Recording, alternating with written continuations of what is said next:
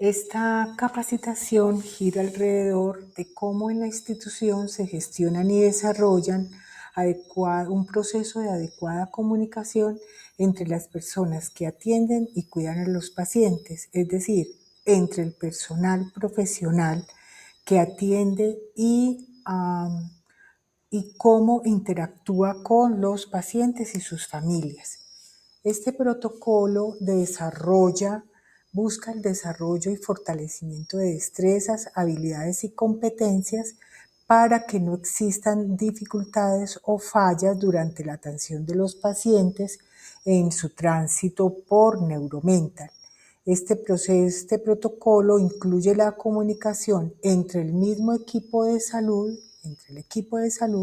y entre cada uno de los profesionales y hacia el paciente y la familia. ¿Qué se busca entonces? Garantizar prácticas seguras y estrategias que mejoren esa comunicación a través de educar continuamente al paciente y sus cuidadores.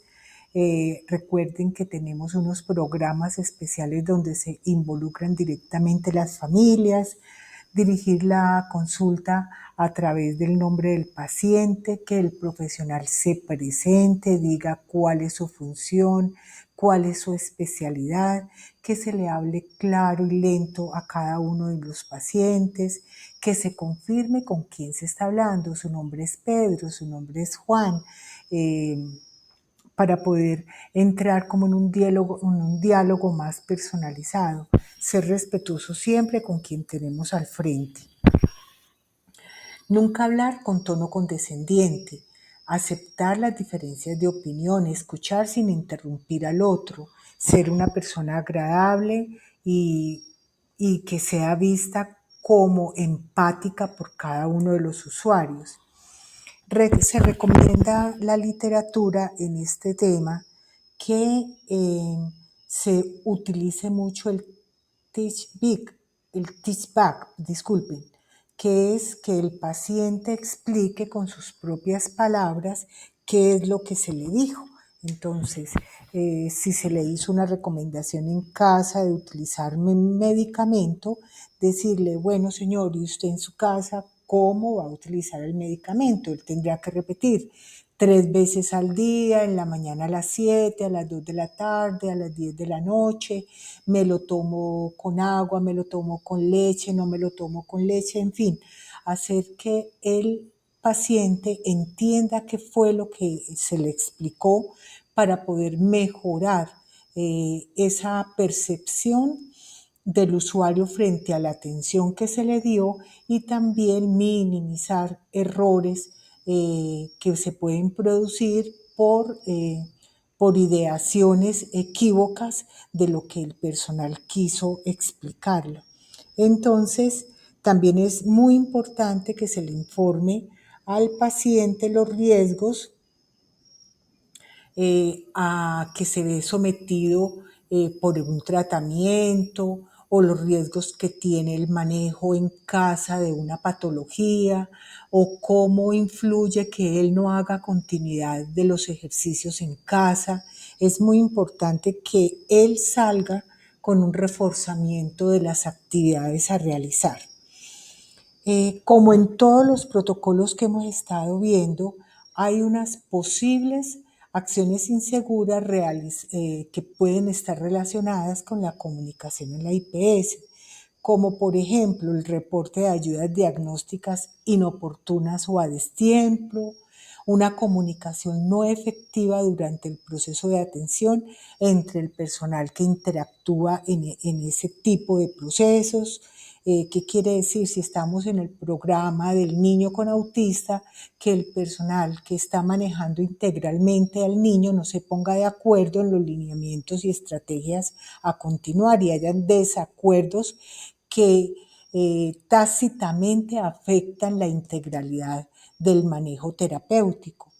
La no estandarización de los mecanismos de comunicación, utilización de acrónimos o siglas no estandarizadas ni socializadas en los registros clínicos, comunicación no efectiva con el paciente, Ausencia en la evaluación de las expectativas de los pacientes. ¿Qué quiere decir eso? Se le debe dejar muy claro a los pacientes y sus familias que la actividad de intervención que se le va a realizar en la institución tiene un alcance, que de no lograrse, el paciente deberá ser referido a un nivel superior o que simplemente lo que se hace en la institución va a ayudar a su mejora. Eso lo define cada uno de los profesionales de acuerdo a los protocolos o a las guías de práctica clínica que se están estandarizando en la institución. Tenemos entonces el modelo propuesto por el Ministerio de Salud y Protección Social frente a las atenciones inseguras que acabamos de enumerar. Recuerden que esas actividades, esas acciones inseguras, atenciones inseguras, pueden llevar a la presencia de incidentes o eventos adversos en la organización. Tenemos entonces que se puede encontrar que existan reportes de ayudas diagnósticas inoportunas o a destiempo. Esto tiene que ver directamente con factores contributivos como la organización y la gerencia y el contexto institucional, motivado más adelante lo vamos a mirar por el tipo de contratación, la no determinación de los tiempos de entrega de los resultados. Tiene que ver también con el paciente, la tarea, la tecnología, el individuo que somos nosotros los profesionales, el equipo como tal que atiende integralmente cada uno de los pacientes que están en los programas o el ambiente o el entorno. Este reporte tiene entonces, de acuerdo al Ministerio, algunos factores contributivos que nos aplican o no, pero que nosotros retomamos y revisamos qué puede pasar. Entonces, en los factores contributivos de la organización pueden haber unas políticas insuficientes de contratación del personal. Acabo de reforzar el tema diciendo que en el contrato no se tenga claro cuál es el tiempo, la oportunidad en la entrega de los resultados. En el contexto institucional, evasión de los tiempos establecidos por la normativa vigente para algunos de los actores del sistema. Entonces recuerden que hay algunos indicadores de oportunidad que tienen que ver directamente con los espacios de tiempo requeridos para los reportes. En este momento, la resolución 256 no tiene normado los tiempos de entrega de resultados, pero sí la integralidad de la actividad de atención del paciente como un proceso de tiempos de oportunidad en la consulta especializada, que es importante que lo tengamos en cuenta. Cuando se hablan de la parte del individuo del profesional, el ministerio nos dice que revisemos si el personal que se contrata no es idóneo o tenga deficiencias en la comprensión como de su responsabilidad frente a los riesgos o las opciones terapéuticas que se generan en la no entrega oportuna de resultados, que sea una persona con mucha sobrecarga de trabajo, lo que implica que no va a entregar a tiempo a la institución este proceso de oportunidad de la entrega, que no esté adherido a la institución ni a los protocolos frente a cómo afecta directamente el no reporte en el seguimiento, en ese tratamiento posterior al resultado. Fallas en el conocimiento, habilidades, competencias, omisión e incumplimiento en el diligenciamiento inadecuado del reporte en la historia clínica. En la parte del equipo, que es el equipo de salud que trabaja en Neuromental, puede existir deficiencias en la optimización de tiempos y espacios de trabajo, realizando estudios de tiempos y movimientos. Es importante entonces señalizar que desde talento humano se debe tener una reglamentación, unos lineamientos de cómo se van a optimizar los tiempos de las entregas y de la opción que tiene la institución de continuar con la contratación o no de un personal a cargo del resultado. Que existen deficiencias en la comunicación verbal y escrita y en la comunicación horizontal y vertical, que existan fallas en la interpretación de los resultados para la toma de decisiones. Entonces, nos dice además que en la tarea y tecnología de factores contributivos existan fallas en los procesos de entrega de resultados y el seguimiento a ese mismo, tiempos que no estén los tiempos claros para la entrega y el reporte, y también nos dice el ministerio que puede existir fallas en el sistema de historia clínica, bien sea física o electrónica, que no permita subir estos resultados.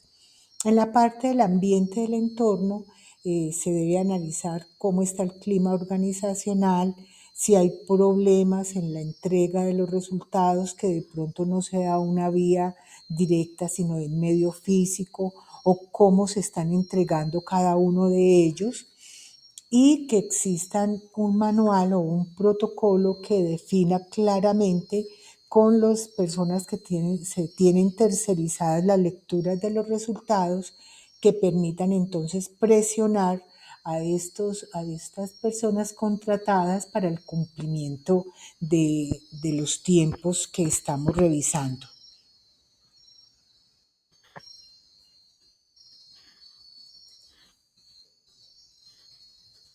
Existen entonces barreras que la institución o defensas, porque podría entenderse la barrera como una falla para que se haga algo, no, en seguridad del paciente, barreras quiere decir qué defensas podría tener la institución para evitar que esto ocurra. Entonces, dicen que hay unas barreras humanas como realizar mediciones de oportunidad de entrega de resultados para confrontarlas con los estándares institucionales, compromiso con los reportes oportunos, personal suficiente y entrenado, capacitado para llevar el cabo comunicativo de manera confiable y eficiente, generar una comunicación oportuna, precisa, completa, inequívoca y comprendida por quien la recibe. Desde la parte administrativa, debe existir un personal suficiente entrenado, adherido a las guías de práctica clínica, a los tiempos de oportunidad, que permitan garantizar que exista un clima laboral óptimo en la institución, que no desgaste a los profesionales en la espera de un resultado que está postergando la toma de decisiones terapéuticas para los pacientes que se atienden. Entonces, en la parte de tecnología, dicen, podría hacerse uso de telemedicina, hacer uso de tecnología para lograr reportes a tiempo, programas de sistemas de reporte en línea, establecer medios de comunicación masivos y seguros, telefónicos, el Internet, medios escritos, periódicos, no sé, nos dice que de alguna manera implementar estrategias que permitan eh, rápidamente encontrar solución a la entrega del resultado. Y en la parte de las barreras naturales, generar especies naturales para la adecuada comunicación que permita adquirir e intercambiar conocimientos. Tenemos entonces otra tensión insegura que puede ocurrir en la institución, y es la comunicación no efectiva durante el proceso de atención entre el personal que interactúa en dicho proceso. Entonces, hay unos factores contributivos. Aquí estamos hablando que existen fallas de comunicación entre nosotros, entre el personal que trabaja en la institución. Entonces hay unos factores que contribuyen desde la organización y la gerencia, como nos dice el ministerio. Recuerde, este es unos cuadros derivados de estudios del Ministerio de Salud que apoyan a que las instituciones revisen estrategias que les permitan mejorar esta comunicación. ausencia de políticas y protocolos para el proceso de comunicación dentro de la organización, políticas inadecuadas de contratación y manejo de personal temporal o flotante o lo que vemos, personal que interactúa y tiene interdependencia en la lectura de los exámenes, de los reportes de los exámenes solicitados, ausencia de un sistema de medición del clima laboral, omisión en el cálculo de la capacidad instalada, generación insuficiente de recursos que garanticen el uso de los medios adecuados para la comunicación. Todo esto nos lleva, como vimos en los factores contributivos, que en la parte del individuo, del personal que labora en la institución, se encuentre personal no idóneo, exceso de confianza en sí mismo, fatiga del personal, sobrecarga de trabajo y presión. Recuerde, todo esto interactúa directamente, lo que tengamos tercerizado, como lo hemos estado hablando, el personal de la ambulancia, el personal del manejo de residuos, todos deben interactuar en la institución desde la organización y la gerencia, y en el individuo tener muy claro que si hay omisiones en las guías, en los protocolos, en los procesos de seguimiento, pues vamos a tener de pronto un mal clima laboral, desmotivación del personal. Dentro del equipo hay que exista deficiente comunicación verbal y escrita, deficiencias en la comunicación vertical y horizontal. ¿Qué quiere decir esto? Que hayan fallas entre el jefe inmediato y entre la gerencia y el trabajador, el colaborador, que existan fallas en la supervisión, personal que no es supervisado permanentemente, o que no exista disponibilidad de soportes técnicos para poder realizar la tarea.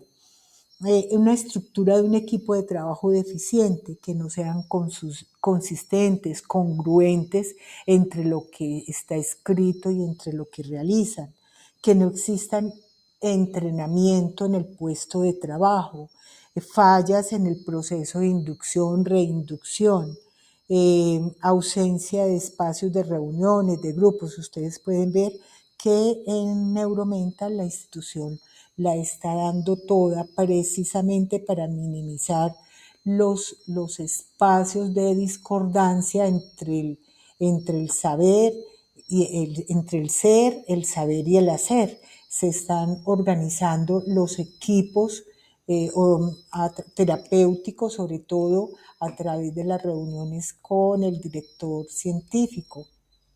Existe un proceso de inducción y reinducción que se está llevando a cabo. Existe el plan de capacitación de acuerdo a la normativa vigente. Entonces, estos factores que pueden ser contributivos los estamos pasando a ser unas barreras y defensas con un personal desde lo administrativo altamente entrenado y suficiente, la capacidad instalada, contamos con una excelente capacidad instalada, y en la medida en que se van aperturando nuevos servicios se va buscando nuevo personal, todo esto para minimizar todas las inconformidades y la sobrecarga laboral. Tenemos además que definir e implementar políticas de contratación y manejo del personal que es temporal o es interdependiente, como ya lo hemos visto, el profesional que hace la lectura de los resultados, el personal que contratamos para la ambulancia, el personal que recoge los residuos. Esos son personales que son contratados de manera temporal o flotante o tercerizado, porque es una interdependencia del servicio. Nos dice además que dentro de las barreras que pueden existir, ya las administrativas las miramos, en la humana, educación continua al equipo de trabajo, construcción de mensajes y plan de trabajo en conjunto con el paciente. Aquí lo que quieren decir son los planes para llevar a cabo en la casa. Debemos trabajar ese tema para que el paciente, como vimos con el TISHPAC, pueda recordar en casa las recomendaciones que le fueron dadas para mejorar su, su posibilidad de mejora con la responsabilidad que le compete. Bueno, verificar la comprensión por parte del personal asistencial de las órdenes médicas verbales y escritas. Entrega que existan revisiones médico-científicas entre los pares de especialistas para revisar algunos temas o dentro de los mismos procesos terapéuticos para mirar la integralidad del manejo de los programas que se llevan a cabo en Neuromental. Desde la parte física se puede tener una defensa como mejorar las relaciones entre el personal asistencial, entre el personal terapéutico, entre lo administrativo a través de medios visuales, auditivos. Recuerden que lo venimos trabajando, hay píldoras que se colocan, más adelante se trabaja, han trabajado también estrategias de clima laboral como las pausas activas, recordar dónde se encuentran ubicados en el software en el software, todos los formatos que podemos aplicar. Esto apoya directamente a mejorar la comunicación a través del uso de la historia clínica de Medifolios. También las alertas, generar las alertas y las identificamos y ubicarlas para que quien lea la historia clínica tenga muy en cuenta ese aspecto en el manejo del paciente. Desde lo natural, generar espacios que permitan la adecuada comunicación y que se trabaje en conjunto y con estudios de caso es muy importante para poder hacerlo más operativo. Tenemos entonces otra atención insegura que puede presentarse y es la utilización de acrónimos y siglas en la historia clínica. Esto es más visible que lo que podemos pensar. Sin embargo, lo debemos notificar como una atención insegura en la revisión de historias clínicas y en el manejo como tal. ¿Por qué? Porque hay unos factores que pueden contribuir a la presencia de un incidente o un evento adverso por el uso de estas siglas o acrónimos. Entonces, ¿qué factores contributivos pueden darse? A través de la organización y la gerencia, no monitorización al programa y políticas para elaboración de protocolos y manuales sobre la documentación técnica y acrónimos o abreviaturas que no se usarán en la institución. Si bien se cuenta con el manual de historias clínicas, se debe ver reflejado directamente en la estandarización de los acrónimos que pueden hacerse bien sea desde el software o desde el manejo del manual que cuenta la institución con él. En el individuo que es personal no idóneo, fatiga del personal, sobrecarga, no documentación de tareas en historia clínicas, omisión e incumplimiento en el diligenciamiento adecuado de la historia clínica. En la tarea y en la tecnología tenemos procesos no claros en el diligenciamiento de la historia clínica, falta de claridad en la estructura de comunicación y desconocimiento por parte del personal de las tareas. Desconoce que no pueden usarse las siglas, los acrónimos si esto no está estandarizado. Por eso es tan importante que al revisar este protocolo cada uno se siente con las siglas que utiliza, se realice una reunión que permita estandarizarlas como tal para la continuidad en el uso. Desde el ambiente, desde el equipo, la falta de supervisión y disponibilidad de soportes, falta de entrenamiento en el puesto de trabajo. Existen además dificultades y es la omisión de los lineamientos institucionales frente a esto. Entonces, se les recuerda que debe haber una comunicación directa desde la parte administrativa para solicitar el uso de acrónimos o siglas en la historia clínica. Tenemos como barreras y defensas, desde lo humano, es instaurar comunicación preventiva con el registro en la historia clínica de la actividad.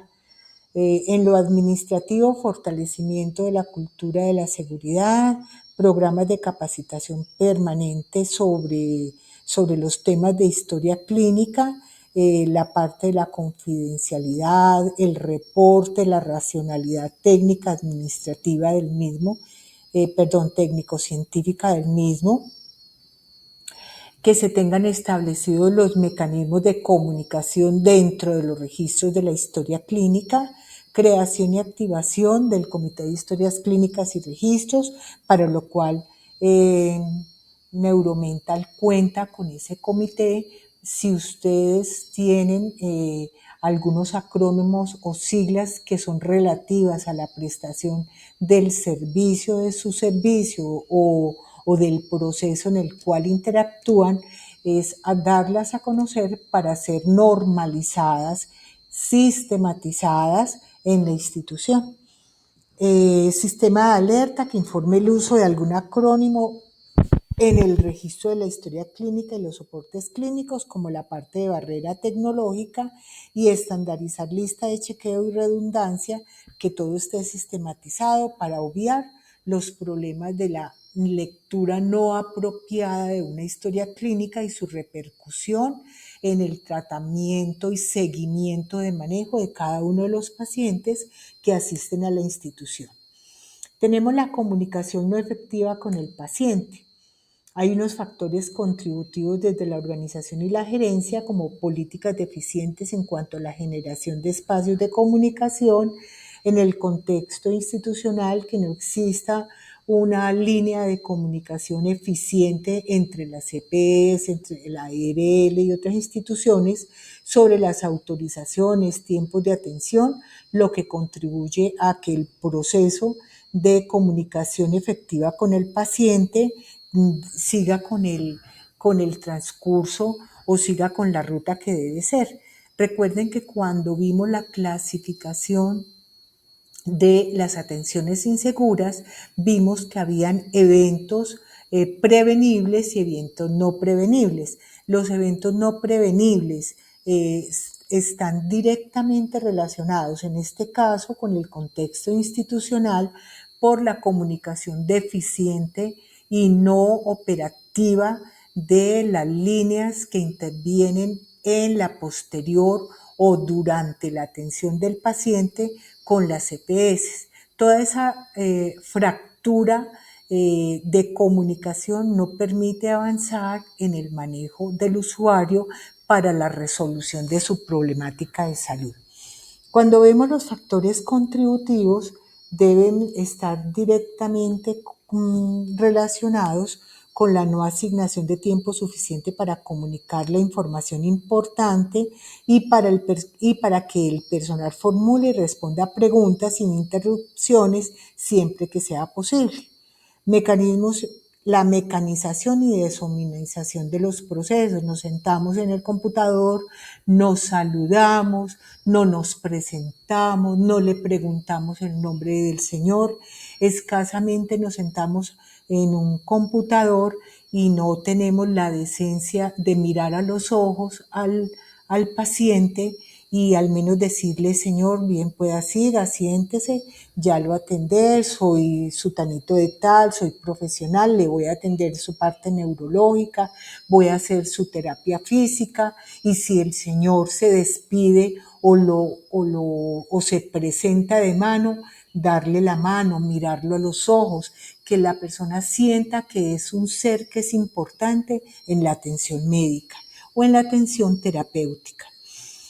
Desde el paciente, que él, debido a su patología, no esté renuente a aceptar las recomendaciones que se le dan, el nivel cultural y socioeconómico, la edad del paciente, la diversidad cultural o de creencias, enfrascarse uno en problemas como suceden con algunas religiones que no permiten el uso de hemoderivados, cuando se le puede dar alternativa de algunos medicamentos o de algunas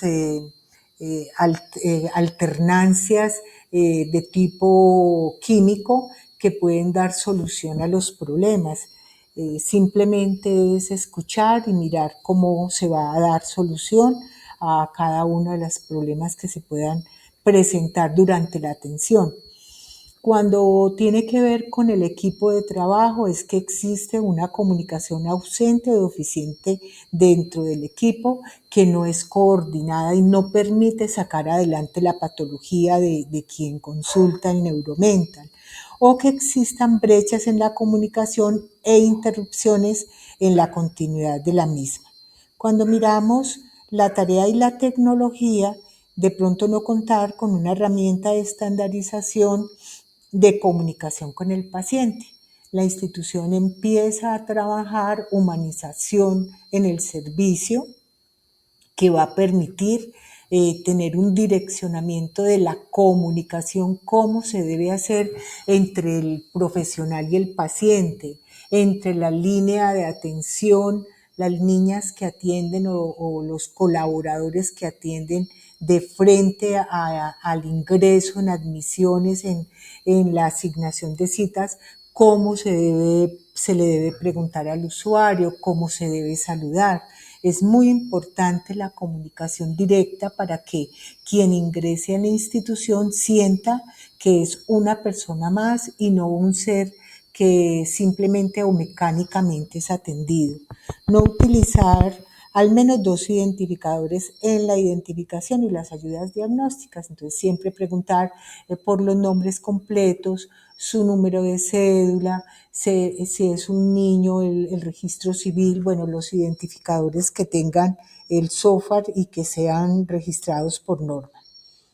Cuando miramos qué puede hacer la institución frente a esos problemas de comunicación con el usuario, entonces ya habíamos hablado de él, creo y considero que es el más importante, verificar la comprensión por parte del paciente y la familia de las órdenes médicas verbales y escritas que se le han dado, no solamente las médicas, las terapéuticas, la terapeuta ocupacional cuando le dice al usuario qué debe hacer en casa, la fisioterapeuta los ejercicios, la fonoaudióloga, bueno, en fin, los psicólogos, cada uno desde las intervenciones, siempre debe quedar muy claro que el usuario sale de la institución entendiendo qué se le hizo y qué responsabilidad le cabe a él en su casa para dar la continuidad al proceso. Instaurar comunicación preventiva en el registro en la historia clínica. Invitar al paciente a preguntar e indagar sobre su condición. Generar una comunicación oportuna, precisa, completa e inequívoca y comprendida por quien la recibe. Dedicar tiempo extra a explicar a los pacientes la información en un lenguaje no técnico. Usar guías con ilustraciones para la explicación de la información. Preparar resúmenes e informes con datos y documentos, no de memoria. Asegurar conocimiento de preferencias del paciente para los cuidados terminales. Desde la parte administrativa, garantizar la continuidad de la atención. ¿Qué quiere decir eso? Tratar de que si a un usuario llega para una consulta médica, la oportunidad en la continuidad no sea a los 6 meses, sino que esté dentro de los rasgos que rigen por norma y que institucionalmente están ya definidos como tal. Efectuar una comunicación redundante por parte del grupo que atiende al paciente. Recuerden, redundante es volver a preguntar, que el usuario sale con comprensión de lo que se le hizo y la responsabilidad que él tiene para seguir lo indicado en la institución. Y establecer listas de pacientes. Lista de chequeo para los pacientes. Desde la parte tecnológica, estandarizar lista de chequeo y redundancias, que todo se encuentre estandarizado. Muchas gracias. Hemos culminado con esta presentación. Muy amables.